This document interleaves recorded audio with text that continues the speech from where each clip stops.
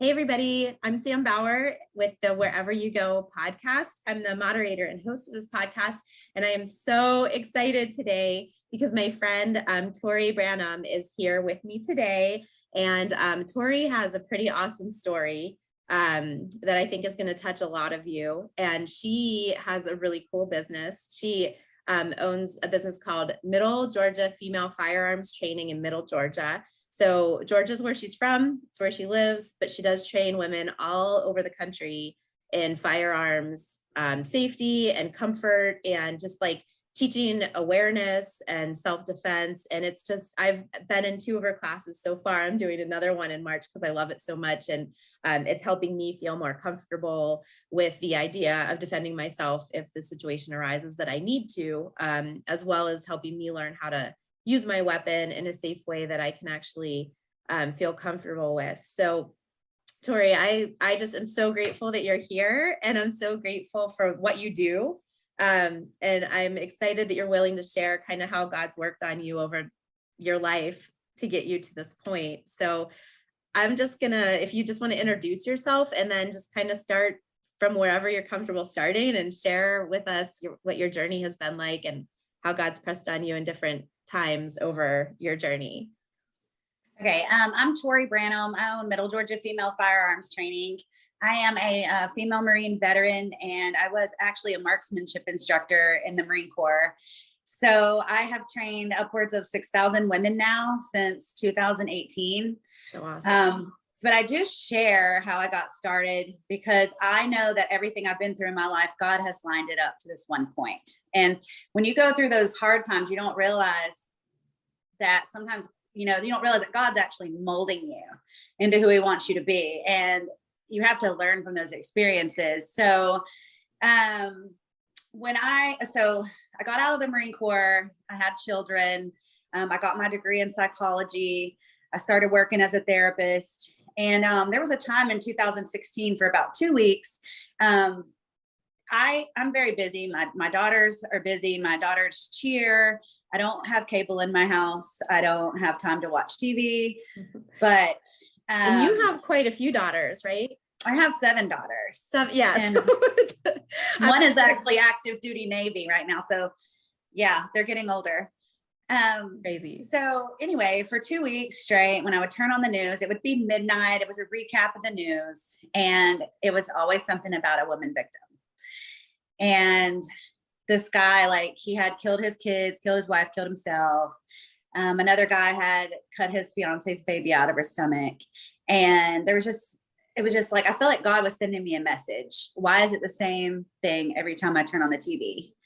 And I never thought that I could use my Marine Corps background, my psychology degree, my past experiences in the same capacity. But that night I decided to run a small yard sale ad in Macon, Georgia, and offer handgun training to women. And my phone blew up. I had 100 messages right away. And I was like, oh God, your plan's bigger than mine. This is way too much. So I took it down. Right? Yes. Cool. So I took it down, and I had started training some nurses, some teachers after I would get off work in the afternoons. And March of 2018, a lady called me, and she said that her mom lived next door to an elderly couple that were murdered. These kids broke in, shot them in the head, and stole their car. And she's like, will you teach my mom how to use her 40-year-old revolver that was passed down? She doesn't want to learn on anything else. She's scared to be home alone. And so, yeah, I trained her and I loved it. And I was kind of burned out from doing therapy, had compassion fatigue. All I could think about was, how can I reach more women? Because I really feel like that was the direction God was leading me in. And all these people started reaching out to me, these landowners, like, you can train women on our land. It made me realize I can reach a lot of women. And I left my job in therapy August 2018. And it's just been a huge ministry for me. And now I realize, God has lined everything I had trauma in my childhood. I had some trauma in the Marine Corps. I had a traumatic marriage. And so I realized that God had lined everything up to this perfect point. Everything I had been through, everything I had learned, God was designing that to put me right where I am. And it is such a good place to be in, knowing that God has, I'm finally where he wants me to be. No doubt, doing his work, helping women. I get a lot of women with temporary protective orders, victims of abuse, women with trauma. I had a lady whose mom was shot in the back of the head by a gang member when she was 3, and she was scared to pull the trigger on the gun because of the trauma. And I realized without my therapy background and my own background, that I wouldn't have been able to help them in the capacity that I do. So my class is a lot more than just pulling a trigger on a gun. It is the psychology behind it. It's the widow that lives at home feeling empowered, the woman who has an estranged husband who won't leave her alone, and she's afraid he could come into her home at any time and take her life. And it happens every day. So it's so much more than just operating a gun. Yeah. And I think about you watching the news, and instead of, a lot of people will turn it off, right? Because they don't want to hear it. Or a lot of people will just live in fear. And here you are like, all right, I've got the training, I've got the abilities and the skills to do this. Like, God's already done this. So I'm not going to sit here and let other women become a victim. I'm going to teach them how to do these things. And to me, that's like such and thank you for your military service, but that's such the heart of a servant that's willing to like step into something that, like, I mean, who would think that like the trials that God had put you through and your time in the military and your time doing those things that would come to like, I mean, you've probably saved women's lives and you don't even know it. Like, I know for me, I've never been in a situation, honestly, where I've ever been afraid. I've been kind of in a bubble. I grow up in the Pennsylvania suburbs on a farm, and I have never been in that situation until and I still haven't, but until I had children, I never had the desire to think that like, I need to carry a weapon. Because in my mama brain, if somebody tries to do something to my kids, I want to make sure I can defend them. But also like now I'm not that I'm more valuable because I'm a mom, but like, I feel like if something were to happen to me now, or if somebody were to do something to me now, I just want to be able to defend myself to preserve, my life and my kids' lives, and show them that like, we don't cower in fear. We have a God-given right to defend ourselves, and he doesn't want us to back down. Yeah, we turn the cheek, and yeah, we do, we love our enemies, but if somebody's threatening our life, there's a time where we're supposed to defend ourselves. So can you just talk a little bit about fear and like how, because to me, you are like, excuse my language, but you are such a badass. Like, I would love to have that, like, that. Well, that is the elephant in the room. I'm a Christian. I'm born again, saved, baptized, love the Lord, have my personal relationship with him. I'm not religious, but I definitely know where I'm going. And I feel like it's more about my internal relationship with God.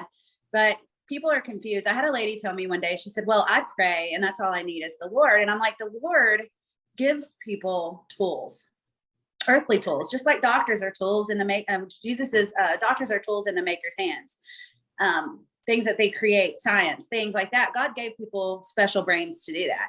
And so I told the lady, I said, well, a person with a peanut allergy doesn't want to carry an EpiPen, but they have it in case they need it. Right. And the same with a gun. A gun is a tool in your toolbox. You have it in case you need it. You're not buying it with intent to kill, but you want to preserve your life. You're made in the image of God. Why would you not want to save yourself from someone who Satan is controlling? One thing that separates us from the love of Christ is free will. And with that, we are subject to the evil in the world and the bad decisions and mistakes of people around us as well. Just like the guy that drives drunk in his truck or woman and hits the family and kills the family of 5 people.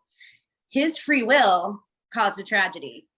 So because of the evil in the world, because our battle is not against powers and principalities and presidents. It is against evil and darkness and Satan. And we have to be able to take up arms against that. And even the Bible talks about taking up arms. Maybe guns weren't created when the Bible was written, but they used rocks and slingshots and weapons. And we have a right to to protect the body and the life that God gave us and our families And it is our God-given right. And our country was founded on God. And our Second Amendment was created to protect us against our own government. And so all the way back the to strongest the things is Constitution, which I know is in Yes. question in many places right now in our society, but like our Constitution was built around Christian principles and the right to defend ourselves and the bear arms. Yes. So yes.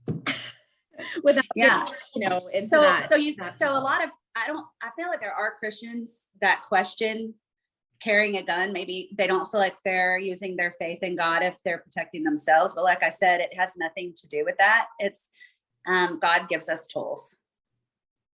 Yeah. Yeah, I agree with you. And I think that, and two, I think that people can use any excuse not to carry. If they're not comfortable carrying, they shouldn't, right? So like there, and I think God makes people like you, and people even like me who I'm not comfortable yet. Someday I will be. I think after this next class, I'll be comfortable to start carrying. But I think that he creates us because there are people that aren't going to be comfortable doing that, right? And so we need to help protect them. And I think that's something that is a misconception in the world too, is, you know, if I know if you're in line with me at Giant Eagle, or you know what Giant Eagle is because you've been up here enough times now. I do know now, yes. Store, and you're in line with me and a gunman comes in, I know damn well you're going to take care of the situation and I'm going to be safe because I'm not comfortable carrying my weapon yet.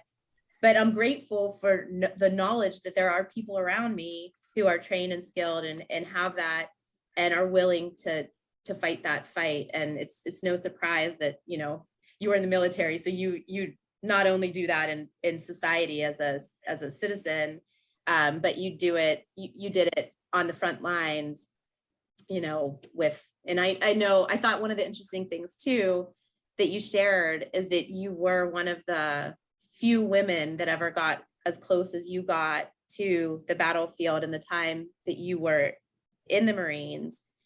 Yes, my job was a radio operator initially before I was a PMI. And that job specifically, before we had a Lioness program, the women in my job, it was closest to the front lines that women could get to combat. Now, I will be clear, I didn't go to combat myself, but I battle site zeroed weapons for Marines on the range before they went down range. So they would come in and I would prep them to go to combat. But at the time, my original job as a radio operator, the women that went in, that was the closest that they got to combat. So my unit actually deployed a week after I transferred to Japan. I was really upset because I trained with my people. I trained with my Marines. I wanted to be with them. They went to Iraq. I didn't get to go because I had just left. And I hated that because you train for it. You want to do it. You know, you don't want to just be cleaning your gun every day. You want to do your job. So it did disappoint me that I didn't get to go, but I feel like all the Marines on the range, helping them with their M16s and get their weapons ready. I know I've saved lives so they didn't have to mess with it when they got down range. And, you know, I had some people right out of boot camp that they weren't great shots. They didn't really know a whole lot and I had to fix them and they were going to combat. So I'm hoping that, you know, they made it through. Yeah.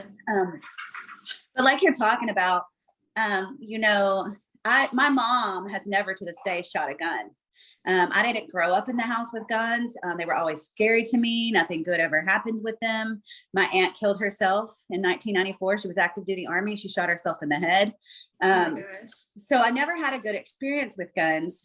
But the thing is, you know, I don't feel like I'm not a proponent of open carry. And you're going to see where I'm going with this, because now with active shooter situations and all the bad things in the world, it's people that aren't used to, people that do have a bad image of guns. Some people just have a really bad impression of them. When you walk up in a place with your gun showing, it's intimidating because they don't have experience and it's scary. So I'm not a proponent of open carry. I like the element of surprise. And because it's not our job as gun owners to instill fear in people, like, oh, I'm a bad boy, I got a gun. You know, I don't need everybody to know that because there is a heightened sense of fear in people that aren't educated on them. But once people hold them in their hands and they use them, they understand that it's very powerful, but it's not scary. And Yes. so I don't feel like it's our job to, we still need to make people around us comfortable as gun owners. And I want them to know I have your back. I'll keep you safe until you're ready, because it's not for everyone. My mom she's on the fence. She wants to learn. She's very frightened of guns. And I just feel like we need to be respectful of people around us and understand that you don't know what they've been through in their life or what they've heard or what they've seen. And that's a lot of that fear is just the fear of the unknown, because it's not something they have experience with. Yeah. It's not necessarily hating guns. It's lack of knowledge.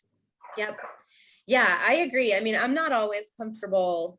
I haven't always been comfortable with handguns. I grew up on a farm. My whole family hunts. You know, I was shooting shotguns, and like I remember like this old muzzle loader that you had to like put the gun in and like put the thing and like shoot it, and it knocked me over.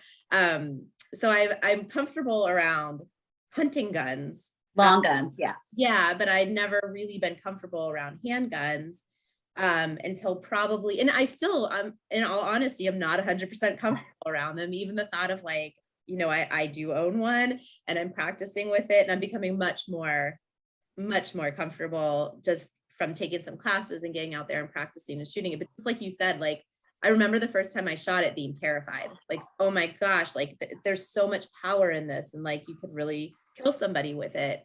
But then comes that back part, you know, the knowledge and the stories and the making sure that, you know, like I have this and I hope that I never ever use it. But if I do need to, it's a tool in my toolbox, you know, that I'm skilled and I know how to use, and I know how to make it not go off, and I know how to make it go off. And, you know, you never pull it out unless you know that somebody is trying to kill you, or, you know, it hurt you in a really, really bad way. So yeah, it's taken me, like, I remember even with my husband being like, you know, do you have to bring it everywhere? Because he's always carried. And he was like, well, Sam, if we're out and if there's an active shooter situation or something like that, do you think they're going to let me run back to the car and get my gun so I can Exactly. take care of it? Exactly. Like, yeah, that's a good point. But I have always really been sensitive to, like, even the fact that I'm like speaking openly about this on my podcast for me is not the most comfortable thing, because I know there's a lot of people out there who aren't comfortable with this topic and are very adamantly against guns. And so I want to be sensitive to that and know that, like, I understand that, but I also understand the need for good guys to have weapons. Mm-hmm. Yeah. And you know, women aren't killers by nature. We're just not. We're not hunters. We're not killers. I believe God gave us a really good instinct, better than men, because we're not as physically strong. Yeah. But I do believe that most women, and I believe most, if not all, that carry that practice, we're not going to use our gun unless we're in fear of our life. Right. We're not just going to pull out a gun and shoot at a human being unless we're in fear of our life. And I've heard women say, well, I just don't know if I could pull the gun if I could pull the trigger and shoot someone. And I'm like, if a bear or a coyote or a rabid animal was coming at you, you would kill them. And here's the thing, an evil person is an evil person. And if you don't take them out, I'm going home to my family. I'm going to stay alive for my kids. Right. And if you don't take them out, you will never be their last victim. Right. Unfortunately. So you're not only saving your own life, but you're saving the next victim. Yes. Too. Yes, because most people are repeat offenders. And what was your stat? You shared a stat with us the last class that I attended, that, like, with the statistic of how many women are murderers versus men, it was like 2%. 2% of women are violent killers. 98% of criminals are men. I did read that in a book called The Gift of Fear. And then 62% of homicides are romantic partner violence. So wow, 62% of murders committed are against a romantic partner, a spouse. It's crazy. Yeah. So you never know, like, are you even safe laying next to this person in bed? You really have to tune into your instincts and your gut and really get to know people and not overlook those red flags. If your gut's telling you, it means your brain is telling you, because they're linked. And I was just telling somebody that yesterday. The main thing that's going to save your life is listening to your gut instinct and staying 10 steps ahead of the bad guy and never having to pull your gun out. That's the whole goal. And I like to, like you share about not depending on your partner to be your defender, right? So like my whole marriage so far, my husband has been the one that carries. He's been the one that, you know, what if he's not with me? Or at the end of the day, what if he's not, that he is, my husband is wonderful and amazing, but in your situation of 64 of partners, who's going to defend me then? So sorry, I interrupted you there, but no, it's fine. I was trying, you cannot depend on your daddy, your brother, your son. There was a lady whose husband was deployed to Afghanistan, and a guy was coming in her window, and she called him to ask him what to do. You know, when I call 911, I tell everybody this. I'm going to tell you, there's a shortage of law enforcement right now.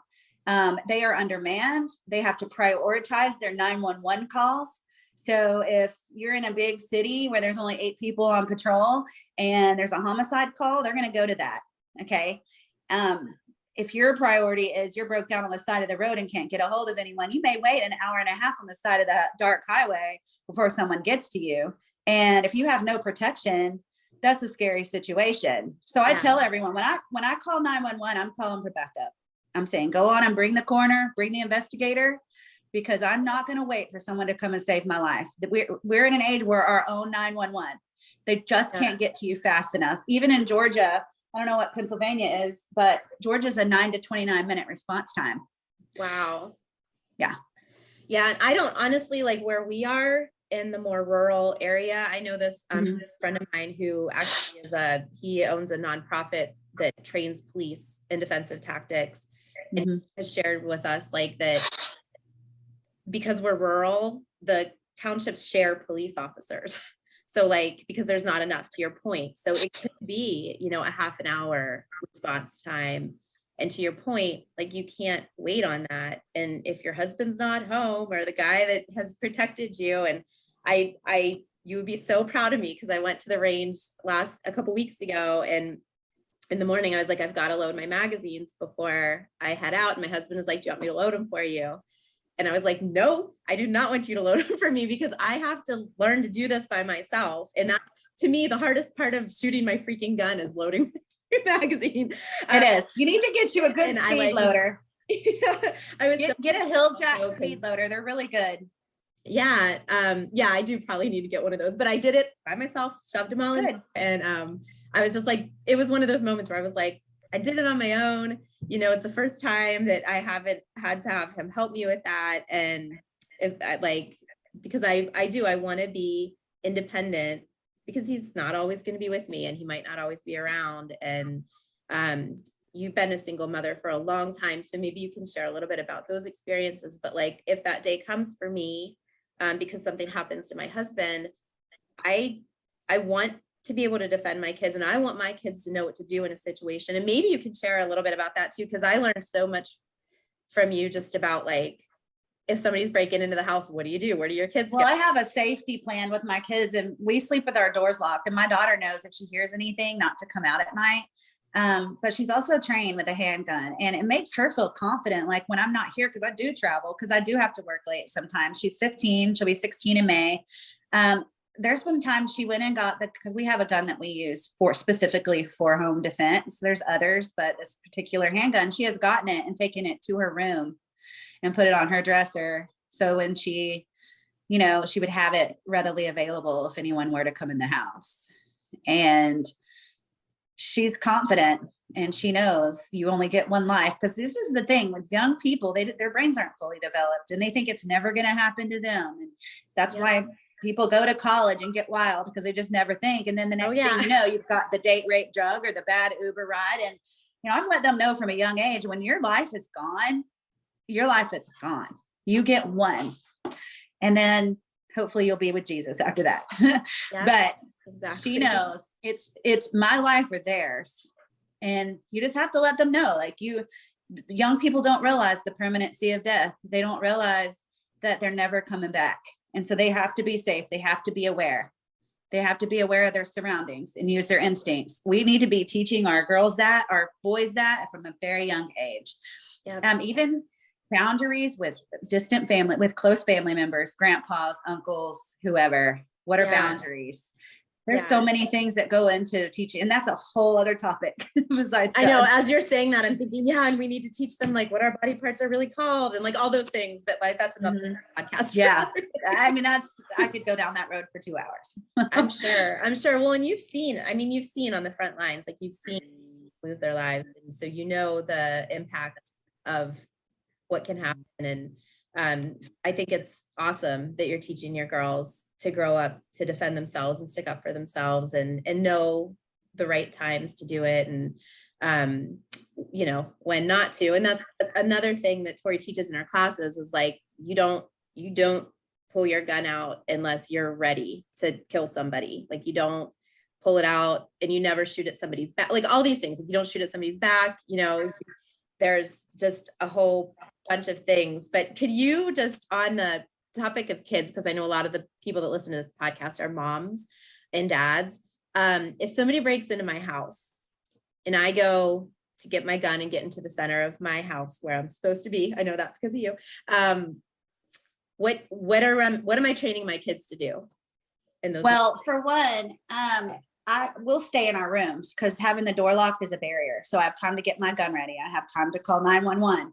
Now, the only time I would say go into the center of the house is if somebody's trying to get in. Then you can see the doors and windows. Okay, and that's what I was thinking of is like somebody's trying to get in. Well, I've told her, stay in your room and call 911 if you hear me about to take someone out. You don't want to come out investigating. And I like the idea of just staying in a room. And then when they break through your door, then it's game on. Yeah. Immediately. Blast them back out the door. But if they're not in the house, definitely be able to go to the center of your house where you can see your doors and windows, and just having a plan like that, having a safety plan for your kids, hey, go to your safe space. If you're sitting here eating dinner and someone's banging on your door trying to get in, go to your safe space and they'll go to their safe space. Kids love to have a plan. And then all you got to do is you're going to handle business. I feel like it kind of goes from so I think if the husband's home and he's capable, and then it would be me and then I'm the next. It's hard because, I'm engaged and John and I are both Marines. We don't even sit with our back to in the room in a restaurant. So we'll both sit on the same side of the booth so we can see. So it's different.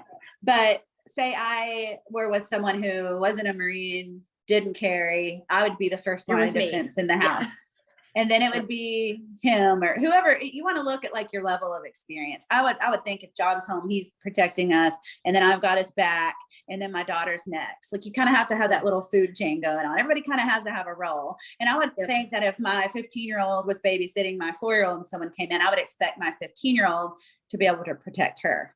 Right. Everybody in the house has a role they need to play.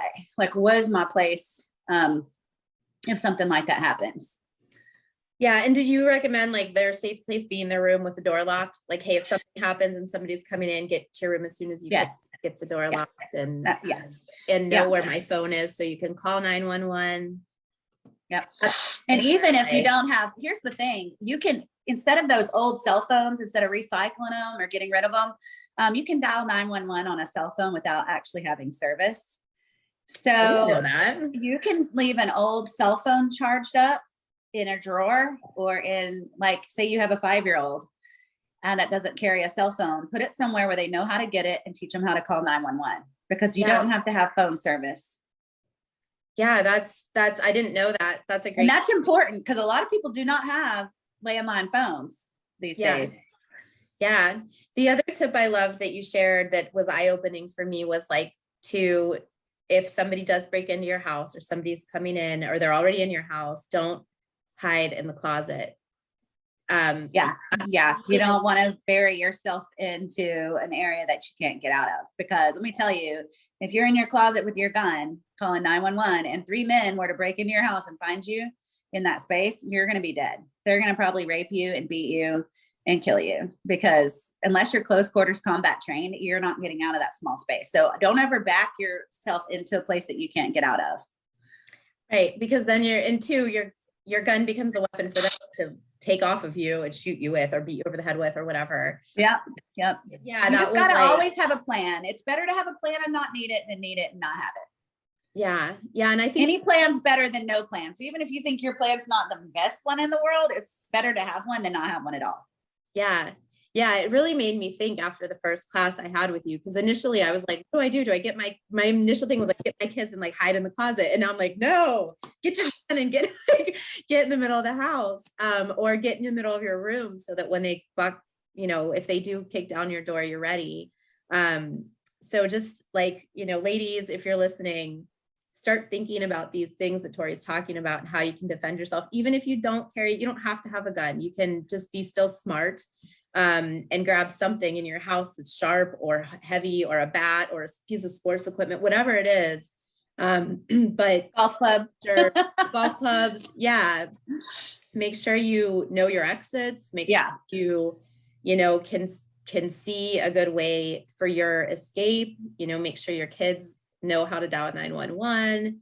I love the keeping them in the room with the door locked. That's actually from an insurance perspective safe too, because fires won't go into closed doors as fast. If the door's open, a fire will go right into that room and burn it up. So sleeping with your door closed is safe for many reasons. But yeah, I just think, man, being, you know, me, you know, a white girl from the suburbs of Pennsylvania, I don't have a lot of street experience and street smarts. And I've never really had anybody who's talked to me the way you've spoken at your classes, and kind of just really opened my eyes, not only to protect my family in my own home, which I think is the most important, but also like walking through a parking lot. You know, my head is on a swivel now, and I play games with my kids when we're in the checkout line now of the store. I'm looking at my phone. I'm asking my kids, how many people are in line behind us? Look me in the eyes and tell me what color the shirt is of the guy in front of me. Tell me what aisle we're in, because I want them to start practicing the awareness that you're preaching, right? So that if something does happen, if something happens to mommy, if something happens to them, they can say, there was a guy with a red shirt in front of us, and you know, this is what he was doing. Or the guy that was at the cashier, his name was Jeff, or like whatever. And it gets them used to paying attention to their surroundings, because that's going to be a lifelong thing, and training them young is important. My daughter, when she first started driving, was over at a friend's house, and their little son was going down. So she said, hey, let's ride over and pick your little sister up. Well, she was adjacent to a middle school at the stop sign, and this guy stopped his car and got out and approached the vehicle. And she's like, I just kept driving. But she's like, had it been, if you had never talked to me about the things you talked to me about, she said, because he's an adult, I probably would have gotten out. Right. So you have to talk about boundaries and things like that every day. It needs to be discussion. Every time the kids leave the house, you need to be like, okay, blah, blah, blah. Yeah, so. I know mine. I think like at first mine start to think I'm crazy, because I'm like telling them at the gas station, especially too, like when we leave the gas station, I'll ask them, how many cars were at the pumps? How were there people in the cars? You know, what colors were the cars? Just to get them, now it's a game. And they think it's fun. And now when we leave places, they'll be like, all right, mom, we're ready for the questions. That's a very good idea. I love that idea. And that may be something I try to add into my classes now, is get your kids on board with, let's play like when we get in the car, I'm going to question you and see if you could answer the question. That's a great idea. And I love we're that. At restaurants. Restaurants is the same. Like you said you guys sit facing the doors. So when we go to our booth, we'll ask them like, how many people at the table behind us? How many people are over there? What color shirt? You know, just to get them to pay attention, because that's something, we're so busy, right? Like emails are going off, our phones going off, we got notifications on our phones, and it's so easy to get distracted living your life, and you don't notice anything that's going on around us. And the next thing you know, there's some creepy guy in your freaking car with you. You don't even, you know. Yeah. You never can let your guard down. And we're in a day and age now, it's probably the worst time in the history of the world, to be honest. People have lost their minds. The pandemic did not help. Yeah. And you're seeing it, you know, and whether what we see, I don't know. I'm not a news watcher. I will admit that. But everything's so skewed, right? So it's a matter of being present in the real life that you're living, looking around, talking to the people, so that you don't miss things. Yeah, definitely be in the present, in the moment where you're at. because a lot of people get stuck in the social media world, the Facebook world, what's going on in Facebook. It's become literally a reality, and it's not. It's a computer screen or a phone screen. It's the World Wide Web. And people just need to learn to be still and be present where they're at. Yeah. Yeah. There's a lot of good guys out there. And I'm definitely grateful for you, Tori, and just for sharing your story and your journey with us, and how God's called you to really not just change lives, but save lives. I mean, you're a hero in every sense of the word, from your military experience. It takes a lot of courage to step out into something that's controversial, by hand, and do the right thing and teach people the right truth. And I'm just so grateful for you for doing that, and just being a woman of faith. And when God tells you to step into it, you've stepped into it. And it's made me more bold to, share some of the things that I think are right. And so in a way that's not challenging, it's not, you're not pushing it on people or anything like that, but you're educating them, you're giving them confidence, you're helping them be, more confident women of Christ who can also, do their work and defend themselves and protect their family. And so I think you're amazing. I'm so grateful for you. I'm grateful for you being on this podcast. And thank you. I'm excited to teach your class again. I'm excited that you're coming to the next class. This will be your third one. Yes. I can't wait to come back to Pennsylvania. It's been awesome. Really good. Yeah, and I figured out and something too that I'm excited. I'm more excited for this one because I figured out why I was having some issues. It was my grip. I wasn't on tight enough. Yeah. And it takes practice. Muscle memory is key. It's like riding a bike. You got to do it over and over and over. And, I discovered something on the range yesterday that I thought was pretty significant. I've always shot right eye or both eyes. And so I noticed that my grouping, it'd be in the bullseye, it'd be grouped up low left. So yesterday I was like, well, let me switch to my left eye, which I've never done. And everything was dead center. I was like, so this whole time, I was shooting expert, but it's even better with my left eye. And I just figured that out yesterday. I was so excited. That's so even you're so can you tell what expert is? What does that mean? Based on Marine Corps, we have 3 levels of marksmanship. We have marksman, sharpshooter, and expert, and it's based on score. And most of the time, I would say if you're shooting within a pie plate without your rounds missing, I would say that you're pretty much I'm being able to proficiently point shoot and probably within an 8-inch pie plate, then I would consider you an expert shooter. But also being able to do it, quickly and not having to sit and think about it for 10 minutes. That's me. But anyway, like I said, mine is just from scoring from the Marine Corps range. I was a 5th award expert with my rifle. But now I'd probably be an expert with my handgun, because not every Marine carries a sidearm. Like military, police, officers, people like that do. But, and I did learn it in PMI school, and I did work on the pistol range a few times, but it's something that you've got to practice, because there's a huge difference in rifle and handgun. I've had guys that hunt their whole life, and then they'll come to me to learn how to shoot a handgun because it's just totally different. And so always something to be learned. Yeah, definitely. Well, thank you. So I could talk to you forever. But we will end the podcast today. And Tori, thanks again so much. I appreciate you. Guys, if you like this episode, definitely share it. Share it with if you're a guy listening to this, which I know there are a few men that listen, share this with women in your life that, you think could learn from these tips, and be on the lookout for Tori's. How can they find you? Facebook is the best way. It's Middle Georgia Female Firearms Training on Facebook. I have my reviews are on there, photos. I post up to date things. I sometimes post scenarios to get kind of people thinking, discussing, what would we do in this situation. I try to keep it interactive. And then my website is www.mgffast.com. And there's some stuff on there. I have some news interviews and things that are posted on there. Okay, cool. So I'll post those links too at the bottom of the podcast notes.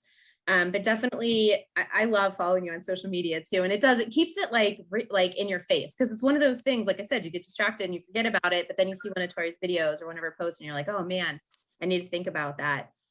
So definitely, like I said, share, comment, feedback. I'm sure I'm going to get all kind of feedback on this episode because I think that it's important. And I think it's a topic that we don't talk about a lot. Because like I said, not everybody's comfortable stepping out to speak about this type of thing. Will this be something I can share on my Facebook as well? Yes. Yeah. I'll be able to share it for you to share. Yeah. So it'll be awesome. So we will end today with Joshua 1:9. Have I not commanded you? Be strong and courageous. Do not be afraid. Do not be discouraged. For the Lord your God will be with you wherever you go.